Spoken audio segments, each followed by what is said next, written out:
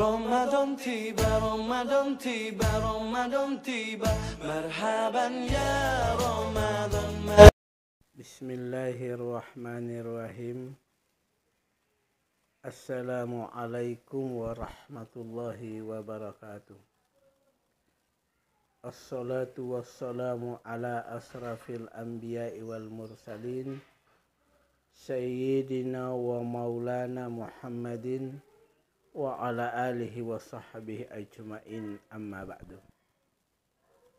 Bapak Imam Masjid Al-Huda yang dirahmati Allah Subhanahu wa ta'ala, orang tua saya Bapak Haji Mahmud yang sempat hadir pada malam hari ini, jamaah Masjid Al-Huda yang sama-sama dimuliakan Allah Subhanahu wa ta'ala. Alhamdulillah, di malam hari ini, di subuh yang indah ini, marilah kita sama-sama memanjatkan puji dan syukur kehadirat Allah Subhanahu wa ta'ala atas segala nikmat dan karunia-Nya, sehingga kita bisa melaksanakan ibadah sholat subuh secara berjamaah. Banyak di antara kita yang diberikan nikmat kuat, tapi tidak mempergunakan kekuatan itu dengan sebaik-baiknya, karena dia tidak sempat menghadap Allah Subhanahu wa ta'ala. Maka sia-sialah kekuatan yang dipinjamkan oleh Allah kepadanya.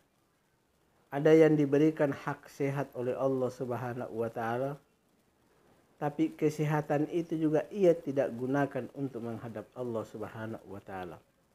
Maka sungguh sia-sialah perjalanan kehidupan ini. Karena Allah telah meminjamkan segalanya, tapi kita tidak menggunakannya dengan sebaik-baiknya. Salawat dan taslim kepada junjungan tercinta Al-Mustafa Muhammad Rasulullah Sallallahu Alaihi Wasallam yang telah rela merintis perjuangan Islam, yang telah rela menegakkan obor Islam di atas titian terusan jahiliyah. Ma'asyiral muslimin yang berbahagia, waktu begitu cepat berlalu. Seiring dengan denyutan jantung manusia, maka sedetik waktu berlalu. Kalau kita tidak isi dengan kebaikan, maka sia-sialah waktu yang berlalu itu. Apalagi sebentar nanti kita akan menghadapi bulan suci Ramadan. Bulan yang di dalamnya terdapat berbagai macam keberkahan. Oleh sebab itu, marilah kita persiapkan bekal kesehatan kita, kekuatan kita untuk menghadapi peperangan yang sangat dahsyat itu.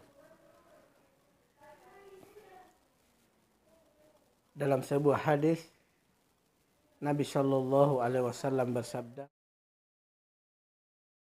"Man fariha biduhuli Ramadana haramallahu jasadu alan niran." Barang siapa yang bergembira dengan datangnya bulan suci Ramadan, diharamkan jasadnya disentuh api neraka. Gembira saja itu sudah mendapat keselamatan. Kalau beta lihat kemarin ada ibu-ibu kita yang piringnya 1 tahun yang lalu, baru tahun ini dia kasih keluar, dia cuci semuanya. Lalu beta tanya, ini cuci piring per apa? Dong bilang, Ustadz, katong menyambut tamu yang sangat agung itu semuanya itu harus suci lahir dan batin. Coba kita bayangkan itu. Mudah-mudahan kita juga begitu. Menyambut bulan suci Ramadan dengan segala ketenangan jiwa dan ketenangan batin. Agar sebentar nanti kita tidak mengalami kesulitan dalam perjalanan panjang menuju kehadirat Allah Subhanahu wa ta'ala. Oleh sebab itu, beribadahlah sekuat tenagamu. Ambillah apa yang telah disediakan oleh Allah Subhanahu wa ta'ala. Dan dalam kesempatan ini, saya akan mengungkap beberapa rahasia dalam dunia tasawuf yang pernah dilontarkan oleh Syaqiq Al-Balkhi. Syaqiq Al-Balkhi ini adalah seorang sufi yang ternama di zamannya. Apa perkataan beliau? Beliau menyampaikan kepada kita semua, u'budullaha biqadri hajatikum ilaihi. Sembahlah Allah sekedar kebutuhanmu kepadanya.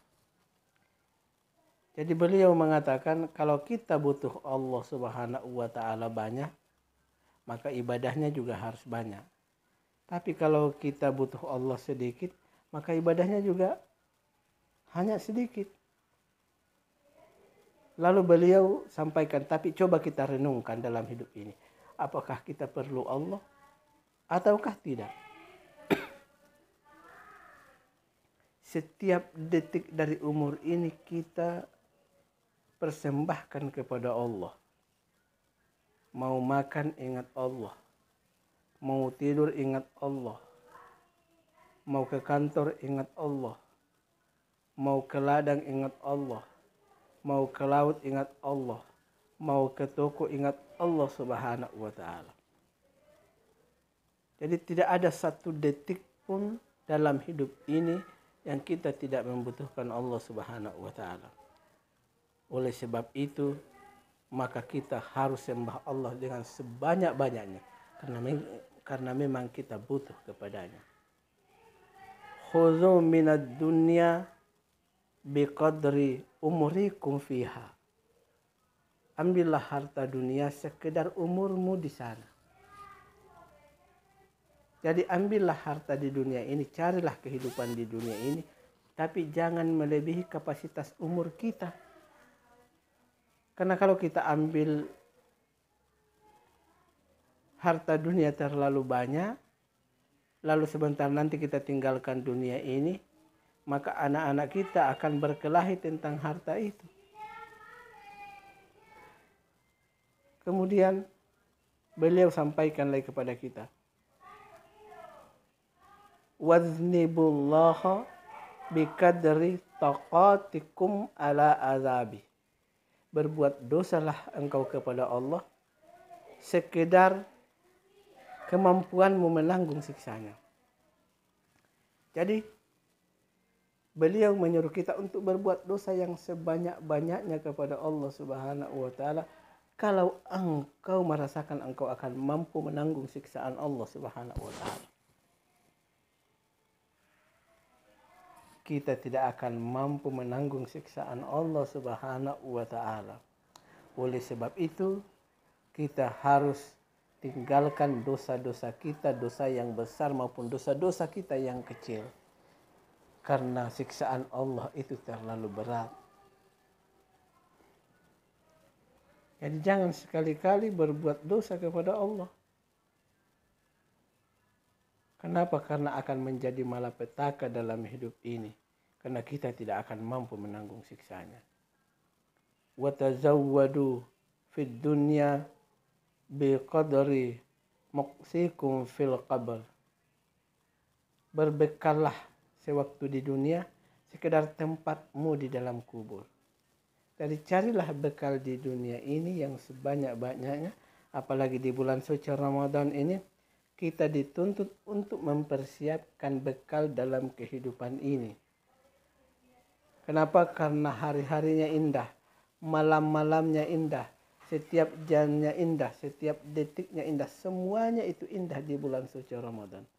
Maka sungguh sangat rugi kalau ada di antara kita membiarkan Ramadan pergi begitu saja tanpa kita mempersiapkan bekal sekedar kapan kita akan masuk ke liang lahat. Jangan sampai kita masuk ke liang lahat, masuk ke liang kubur, lalu belum sampai habis waktunya perbekalan kita sudah habis. Carilah bekal yang sebanyak-banyaknya, sekedar tempatmu di alam kubur.